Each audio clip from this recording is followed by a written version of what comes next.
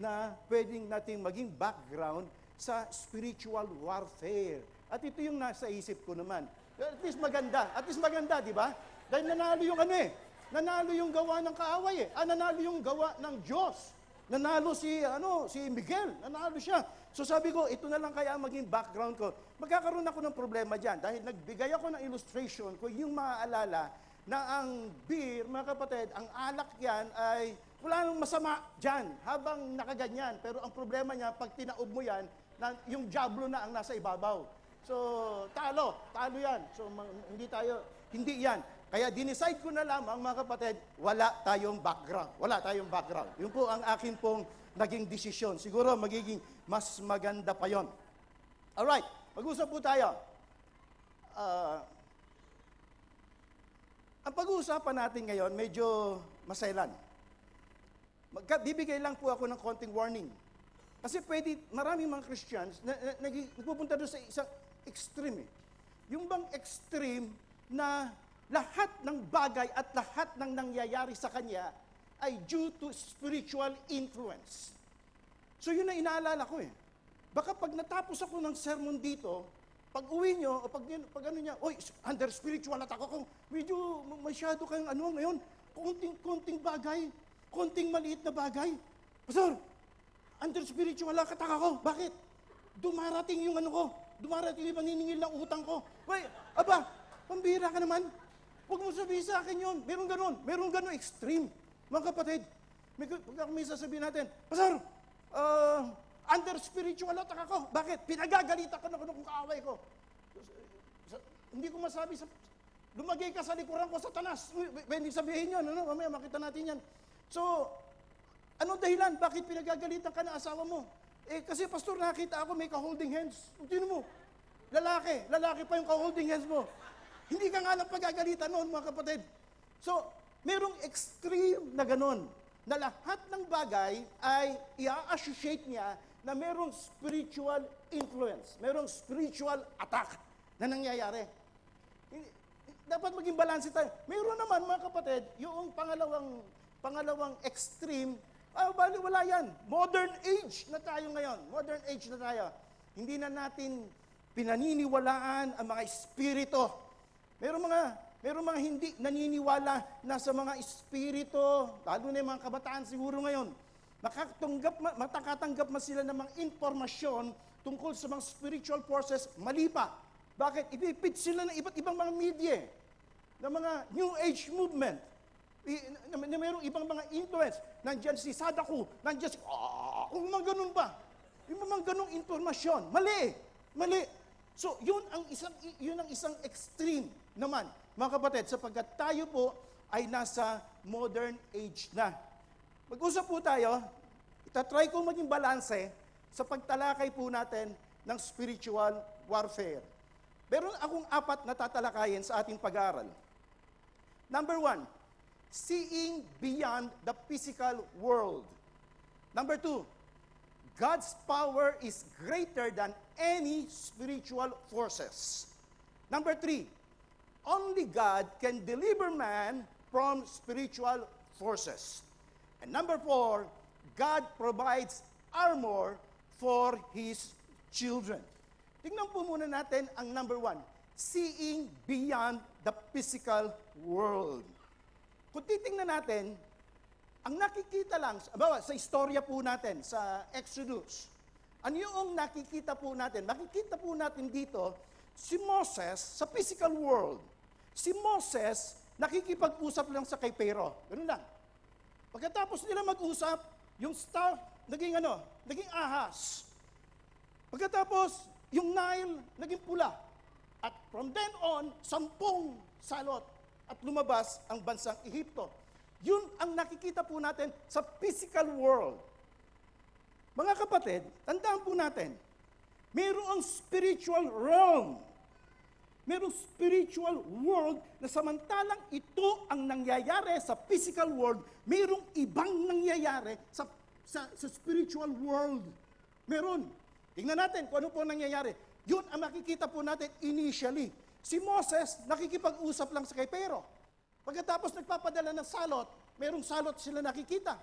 Pero ito ang tunay na nangyayari sa spiritual world. Verse 12, chapter 12. For I will go through the land of Egypt on that night, and I will strike down all the firstborn in the land of Egypt, both man and the beast, and against all the gods. Tingnan nyo. Against all the gods of Egypt, I will execute judgment. Ano nangyayari sa spiritual world? Sa spiritual world, mga kapatid, ang ating Diyos ay nakikipagdigma. Kanino? Sa mga Diyos-Diyosan ng Egypt. Yun ang nangyayari po sa spiritual world. Ito rin ang sinabi sa Numbers. Inulit nila, Numbers, meanwhile the Egyptians were burying all their firstborn son whom the Lord had killed night before. The Lord had defeated the gods of Egypt. Mayroong digmaan eh. Nakita ba nila sa physical world yun? No, hindi nakita sa physical world yun. Hindi kayang makita ng naked eye. So kinakailangan tanggapin po natin na mayroong spiritual influence. Mayroong spiritual world. Ang gusto ng Diablo, paniwalain sa atin, tayo wala. Modern technology na ngayon. Lahat ng bagay kayang ipaliwanag. Lahat ng bagay, mga consequences. Lahat ng mga bagay, epekto ng mga ginawa mo. Pwede. Pero tanggapin po natin. Mayroong spiritual world sapagkat yun ang sinasabi sa salita ng ating Panginoon. At dalawa lang yan. It's either sa Diyos o sa Diablo. At huwag mong sabihin, mga kapatid, kapag ka nasa church ka, walang spiritual influence, walang influence si Satanas dito. Nilina ko sa inyo yan. Noong nakarang Friday. Minsan pa nga katabi mo pa yan. O minsan katabi mo yan. Hindi mo lang napapansin. Nandyan yan eh. Gahanap ako sa YouTube. Naku, mayroong mga kaya lang medyo mga extreme eh. Yung mga lumilipad-lipad na mga ano yan. Meron ako mga nakausap. Mga kasama sa pananampalataya, hindi taga-FCC. Na, so, wala ka bang nararamdaman? Meron ganun mo, nakikita. Nakikita. Kargado yan, pastor. Yung mga dumarating pa lang, alam niya na kargado. Sabi ko, anong kargado? Naamoy ko, baka amoy alak. Hindi naman. Baka kakargado na alak. May masamang espiritu. Ewan ko, meron mga ganun eh. Meron mga ganun nagkukwento sa akin.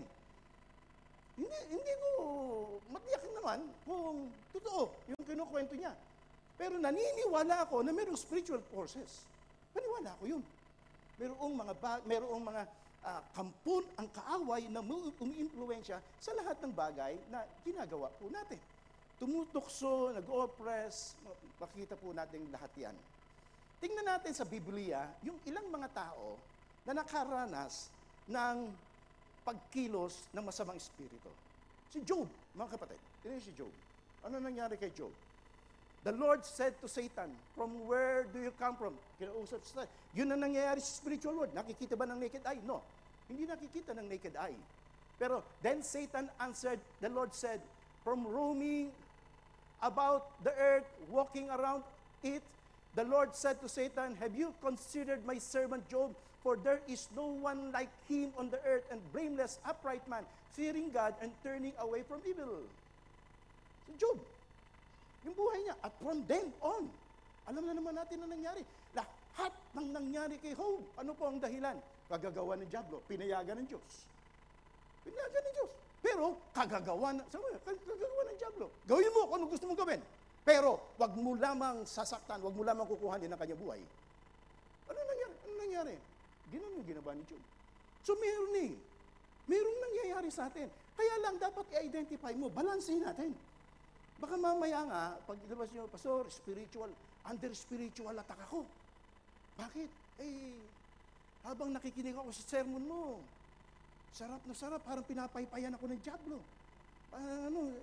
Niririnig ko sa pangalan ni Jesus. Maaaring totoo. Wala naman ako sinasabi, hindi totoo. Maaaring totoo. Hindi ko naman sinasabi, nagsisinungaling ka. Pero baka naman yan, anong oras ka ba natulog kagabi? 4:00 na, pastor. Yun ang spiritual attack. Ano ginawa mo 4:00? Naglaro.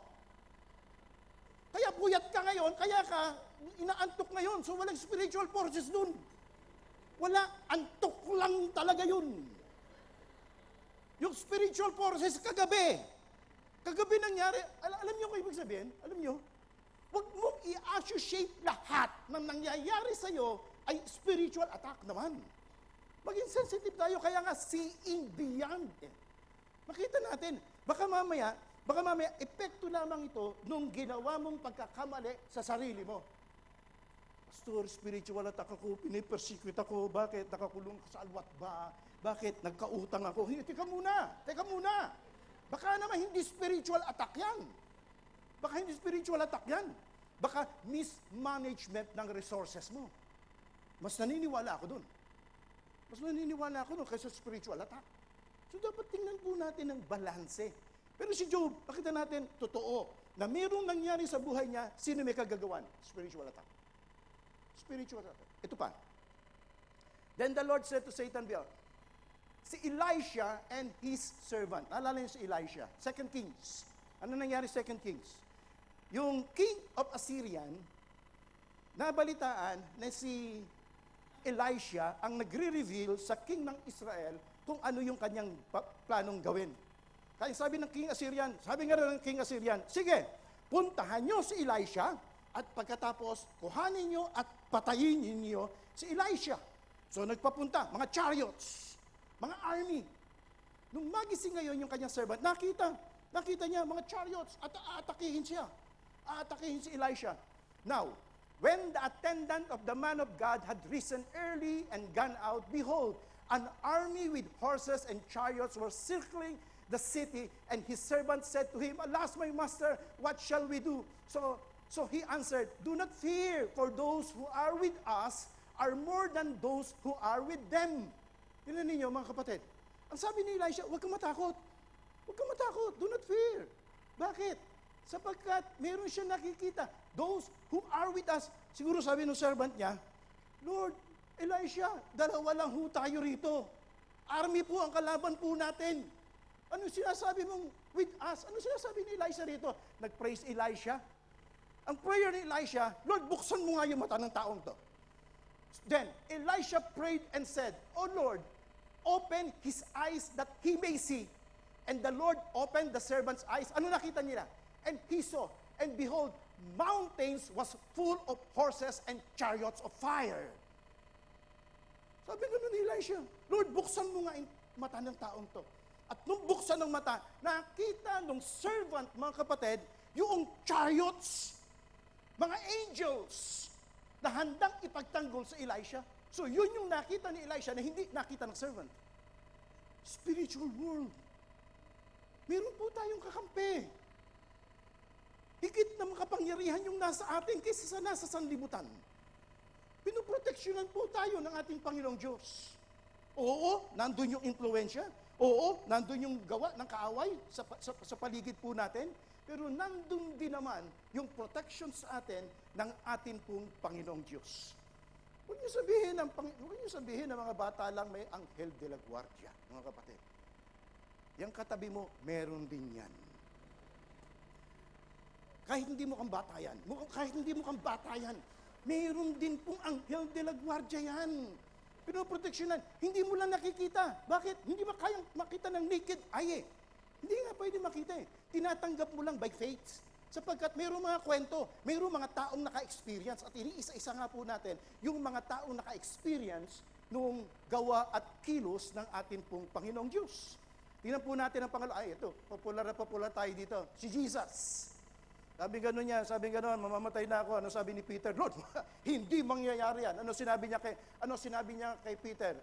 Lumagay ka sa likuran ko. Tinawag niya Satanas. Si Pedro. Ibig ba sabihin, minumura ni Jesus Christ si Satanas? No. Ang tingin ko, mga kapatid, si Peter, ini-impluensyahan ni Satanas. At ang sinabi ng ating pong Panginoong Diyos, Satanas, lumagay ka sa likuran ko. So, ang inuutusan niya ay yung spiritual forces na umu-influensya kay Jesus, na umu-influensya kay Peter. Si Paul, ano nangyari kay Paul? But because of surpassing greatness of the revelations of this reason, to keep me from exalting myself, there was given to me a thorn in the flesh, messenger of Satan. Alam niya, na-identify niya na mayroong nangyayari sa kanya na gawa ng spiritual forces. Minsan may pupunta siya sa Thessalonica. Ano nangyari sa Thessalonica? Hindi po siya makapunta. Bakit? Hinahadlangan siya ni Satan. But Satan prevented that. Sa paanong paraan? Hindi natin alam. Maaaring persecution, maaaring gumagamit ng ibang mga tao. Pwede. Pero na-identify ni Paul na mayroong spiritual forces. Totoo, mga kapatid. Kahit na sabihin pa natin nasa modern technology na po tayo, nandun ang truth ng spiritual forces na nasa paligid po natin. Pero huwag tayong mag-alala. Sapagkat ang point number 2 po natin, mga kapatid, God's power is greater than any spiritual forces. Yung kapangyarihan ng ating pong Panginoong Diyos ay higit kaysa magagawa ng anumang gawa ng kaaway. Paano ko nakita sa Exodus yun? Yung yung staff, alala yung staff ni Moses. Naging ahas. So Moses and Aaron came to Pharaoh, and thus they did just as the Lord had commanded, and Aaron threw his staff down before Pharaoh and his servants, and it became a serpent.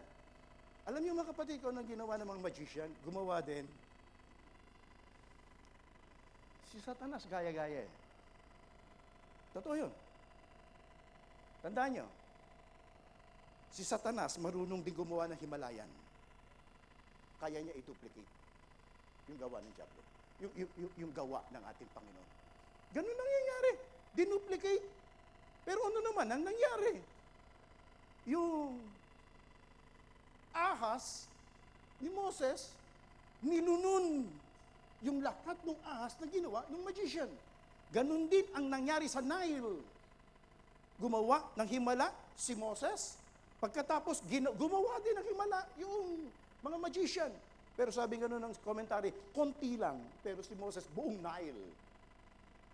Pagdating sa chapter 8, mga kapatid, hindi na nila kaya yung mga kuli-kulisap. Kuli-kulisap. Gagayahin sana nila eh. Hindi na nila nakuha, hindi na nila nagaya. And the magician tried their secret arts to bring forth nuts. But they could not. So there were nuts on the man, on the beast. Then the magician said to Pharaoh, "This is the finger of God." Hindi na natin kaya to sapagkat gawa at kilos nito ng ating Panginoon. Mag-ingat po tayo mga kapatid. Sapagkat pwedeng gumawa ng himala ang kaaway sa panahon po natin ngayon. Makakakita tayo ng mga paggawa ng himala. Wala akong problema doon. Nakalakad na bulag. Talaga naman nakakalakad ang bulag. Hindi siya nakakakita, pero nakalakad nakalakad na lumpo. Pwede yun. Nakalakad na lumpo. Wala tayong problema doon. Maaaring sabihin natin Pastor, gumaling sa sakit. Okay yun. Wala tayong problema doon. Ang tanong ko lang, mga kapatid, kaninong kapangyarihan yun? Kaninong kapangyarihan yun? Sapagkat ang Diablo, mga kapatid, dinuduplicate niya ang lahat ng himala ng ating Panginoon. Pwede rin naman siya gumawa ng himala, pero ang purpose niya is to deceive. Manlinlang. Para yung pananampalataya mo malayo sa Diyos. Samantala, ang himala naman ng ating pong Panginoon, ang purpose niyan is to glorify God. So kapag ka ang himala, nag-glorify ng Panginoon Diyos sa iyo yan, sa Kanya yan. Pero kapag ka ang himala ay deceiving, nagdi-deceive, lumalayo sa pananampalataya, napupunta sa tao, napupunta sa pananampalataya mo sa tao, napupunta sa ang pananampalataya mo sa iba't iba. Hindi na po sa Diyos yun. Maging maingat po tayo, nangyayari yan sa huling araw. Matthew chapter 24, verse 24. And false Christ and false prophets will arise and will show great signs and wonders so as to mislead, if possible, even the elect. Po tayong palilin lang, mga kapatid, sapagkat pwede na mangyari ang mga gawa ng kaaway. Pwede po mangyari yan. Sa 2 Thessalonians, ganun din. Then, that lawlessness one will be revealed, whom the Lord will slay with the breath of his mouth and bring to an end by the appearance of his coming. That is, the one whose coming is in accord with the activity of Satan, with powers, signs, and false wonders. Darating. Ano dala-dala? Ang dala-dala, mga kapatid, signs and wonders. Pero, without ka, deceiving po yan. Pero ang maganda niyan, yung kapangyarihan ng ating pong Panginoong Diyos is greater, higit kaysa anumang kayang gawin ng kaaway. Tingnan po natin ang pangatlo. Only God can deliver man from spiritual forces. Nagpadala ang Panginoong Diyos ng kanyang lingkod, si Moses. Pinadala niya. Pero sa totoo lang, ginamit lang ng Diyos si Moses na mag-deliver. Pero ang talagang nagdi-deliver, ang talagang nagpalaya sa bayan ng Diyos, walang iba kundi ang atin pong Panginoon. Say therefore to the sons of Israel, I am the Lord, I will bring you out. I will bring you out. Hindi si Moses ang maglalabas sa'yo. Ginamit ko lang si Moses. Pero ako ang maglalabas sa'yo. Ako lang ang pwedeng mag-deliver sa'yo. I am the Lord and I will bring you out from under the burdens of the Egyptians and I will deliver you from their bondage. I will also redeem you with an outstretched arm and with a great judgment. Chapter 14, verse 14. Ito rin ang makikita po natin na si Moses, nung sila ay nasa labas na, sabi ng Panginoong Diyos, ako ang nag-deliver sa inyo. Ako. Nung sila ay nandun na sa Red Sea, malapit na. Pagkatapos Red Sea, disyerto sa kaliwa, disyerto sa kanan, nandun ang army ni Pharaoh. Ano ang sabi ng ating po Panginoon? Be still and know that I am God. Ako lang ang magdi-deliver sa'yo. Walang iba. Ako lang. But Moses said to the people, do not fear, stand by the sea, the salvation of the Lord, which He will accomplish for you today, for the Egyptian whom you have seen today, you will never see them again forever. The Lord will fight for you while you will keep silent. Minsan kinakailangan lang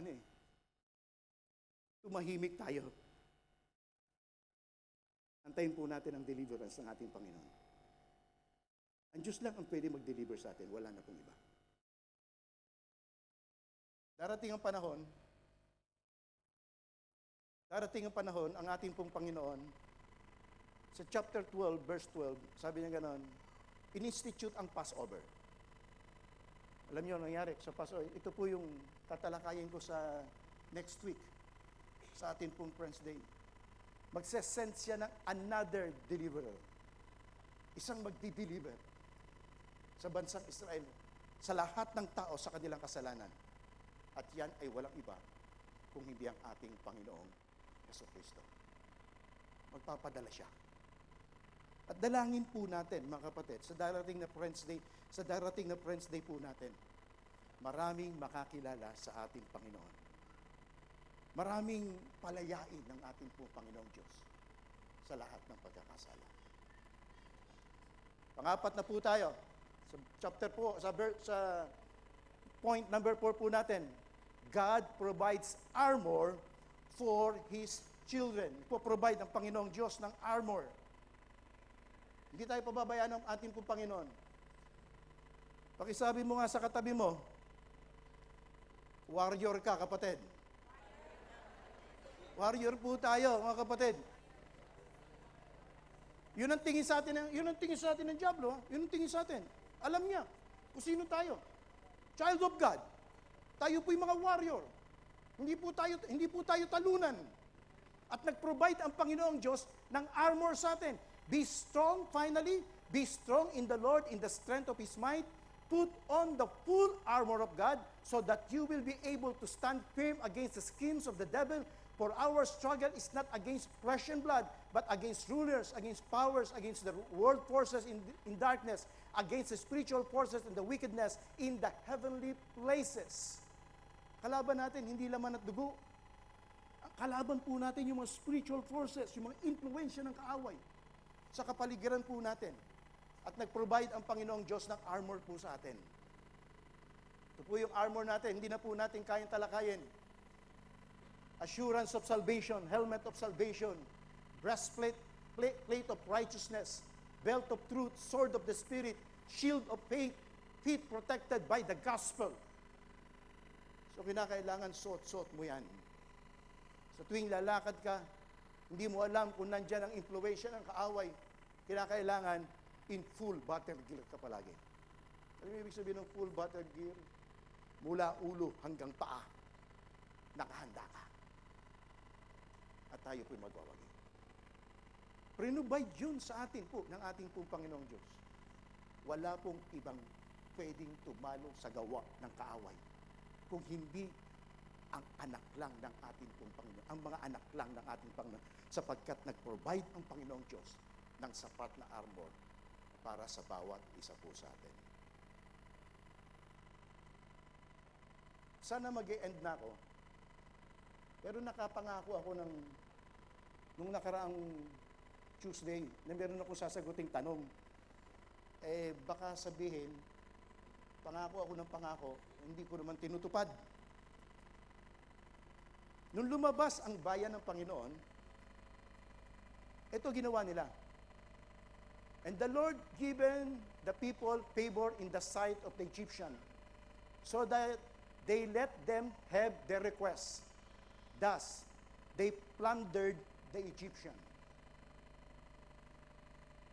Noong kasi isang linggo, paglabas ko, may nagtanong sa akin, Pastor, bakit hinayaan ng Diyos na nakawan ang mga Egyptians? So, sinagot ko naman. At ito ang sagot ko. Tingnan niyo to, chapter 12, verse 36. Sa chapter 3, sa naunang passage yan, sinabi na yon ng Diyos. So I will stretch out my hand and strike Egypt with all my miracles, which I shall do in the midst of it, and after that he will let you go.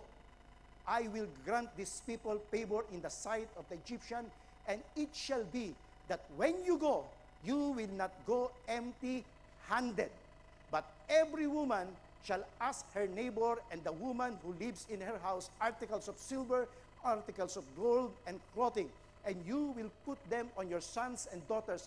Thus you will plunder the Egyptians. Sa chapter 3 pa lang, sinabi na yon ng ating pong Panginoong Diyos. Ano ang dahilan? 400 years, mga kapatid, in bondage sila. Naging alipin po sila. Parang sinasabi rito ng ating Panginoong Diyos, okay, paglabas nyo, paglaya ninyo, yung lahat ng atraso ng Egyptian sa inyo, 400 years, ibabalik ko sa inyo. Babayaran nila yon. Sapagkat para sa inyo yun. Ano ang point ko, mga kapatid?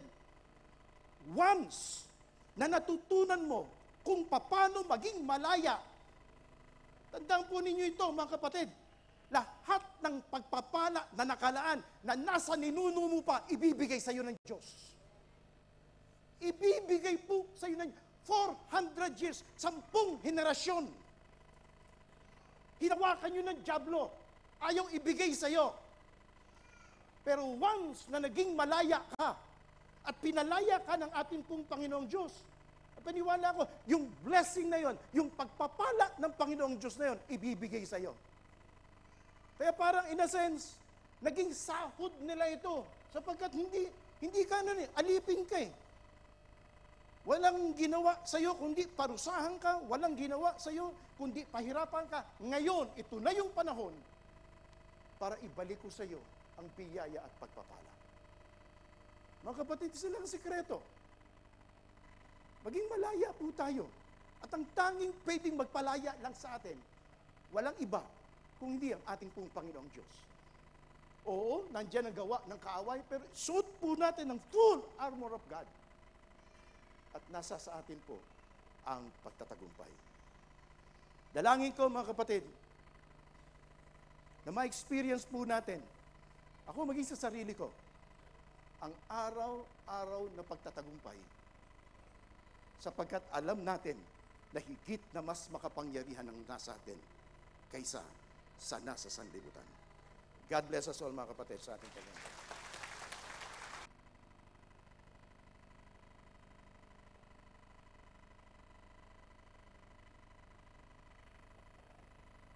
Ushers, please come forward. Na kami po ay merong ipinopromote na CD at para po sa inyo ay ito po ay nabuo ng aking mga kapatid sa Musafa at ito po ay ipopromote namin sa araw na ito. Maghahandog po sila ng awitin. Mga kapatid, meron din po kaming mga ilang items sa labas. May mugs, may t-shirt, may cookies at ito po ay pinagbebenta po namin sa harapan, sa labas. At kung ano po yung kung isang item na mabibili po ay isang malaking tulong na po niyo sa amin. At kung ito'y madadagdagan nyo, magiging dalawa, mas malaking tulong yung may bibigay nyo sa amin. Kaya mga kapatid, sa oras pong ito, para sa kapurihan at karangalan, kaluguran ng ating Panginoon, narito po yung dalawang awitin na nakalakip dito sa album. At nawa po ang awiting ito ay maging pagpapala sa inyo. Ang proceeds po ng aming mga makukolekta dito ay gagamitin po namin sa celebration at sa aming worship hall na irerentahan sa Musafa kung saan po nakapag-down na po kami ng 80%. Ito pong renta na po ay nakapaloob sa 10 taon. Kaya kayo po ay makakabahagi namin sa gawain sa Musafa sa kaunting tulong na may babahagi po ninyo sa amin. Marami pong salamat. Narito po ang dalawang awitin para sa kapurihan ng ating Panginoon. Nawa po kayo ay mapagpala. God bless you all.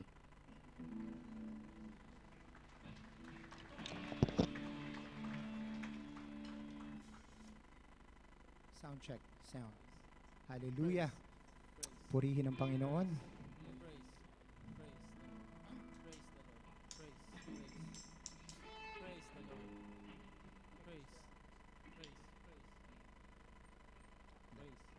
Sound check. Praise. Meron. Praise.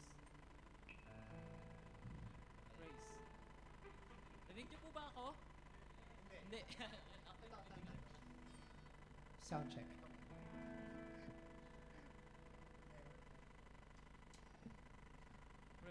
Praise. Ayan, rinig niyo na po ako? Amen. Praise the Lord. Hallelujah. Katulad po ng sinabi ng ating pong abuting pastor, Pastor BJ, hindi po kami yung Ray Cards. Ayan, kami po ay galing sa FCC Musafa. At nais po namin maghandog para sa Panginoon.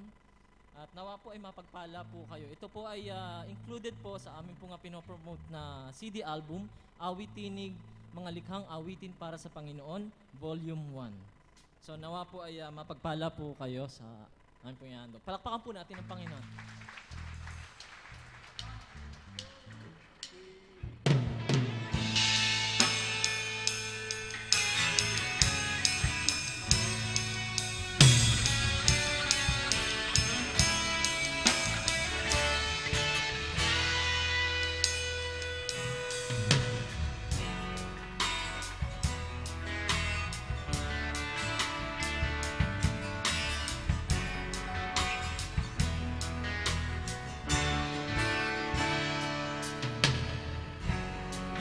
Ka ba nagsasawa sa paggawa ng masama? Nais mo ba na magbago ang buhay mo na magulo? Pagkakataon ay minsan lang, huwag mong hayaang masayang. Tumawag ka't diringgin ni Jesus sa iyong panalangin.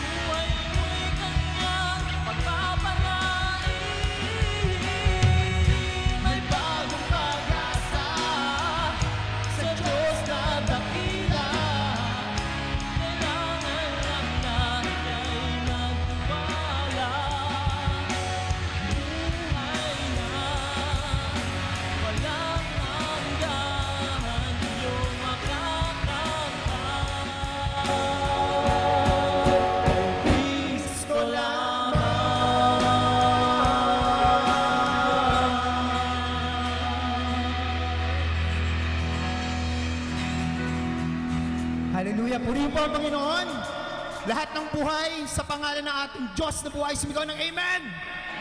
Hallelujah. Marami po tayong natanggap na kaloob. Meron pong magagaling umawit, katulad ng praise and worship kanina, talaga naman nag-aapoy. Meron namang mga ushers. Walang mga ushers, hindi po natin mafe-feel na talagang yung pag-ibig. Pero meron pong isang bagay sa salita ng Diyos na hindi ibinigay sa isang grupo ng tao lamang. Ito po ay ang paghahayag ng salita ng Diyos at ng kaligtasan. Amen? Bilang anak ng Diyos na tumanggap kay Kristo bilang Panginoon tagapagligtas, ito po ay ating tungkulin na ihayag ang salita ng Diyos. Kaya ito po ay isang paanyaya. Ang pamagat po ng awit na ito ay panawagan.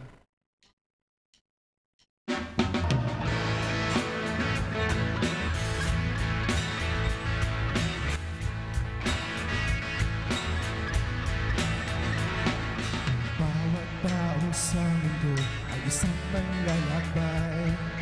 Sa landas na kung tawagin natin ay buhay. At maraming taong nahuhulog sa hukay, pagkat sila'y mga bulag at walang kaagapan. Bawat tao sa mundo ay isang manlalakbay. Ang bawat Kristiyano'y dapat maging gabay, pagkat maraming taong patuloy na natatangay sa makamundong buhay na patungo sa hukay. Dinggin mo, kapatid, kung Kristiyano ang awitin ito, panawagan sa'yo, tayo na humayo. Magagay ng tao sa piling ng Diyos. Sila'y dadalhin at iapit kay Kristo.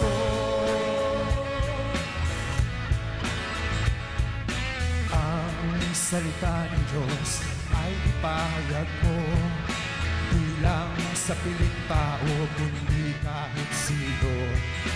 Huwag ikatakot at ikahiya ito, pagkat ang kapangyarihan niya ay nasa iyo. Si Jesus ay ang liwanag ng buhay. Ang bawat Kristiyano ay dapat magpatunay. Ating hahangunin ang nasa kadiliman, yamang tayo'y mga munting ilawan. Dinggin mo, kapatid, kung Kristiyano ang awitin ito, panawagan sa'yo, tayo na humayo. Mag-agay ng tao sa piling ng Diyos. Sila'y dadalhin at ilapit kay Kristo.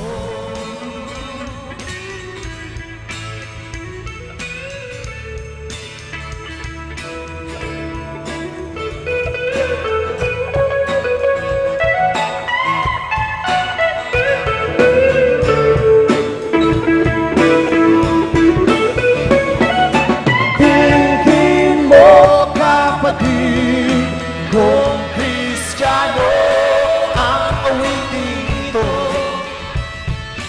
panawagan sa'yo, tayo na tayo. Mag-akay ng tao sa piling ng Diyos. Sila'y dadalhin at ilapit kay Kristo. Sila'y dadalhin at ilapit kay Kristo.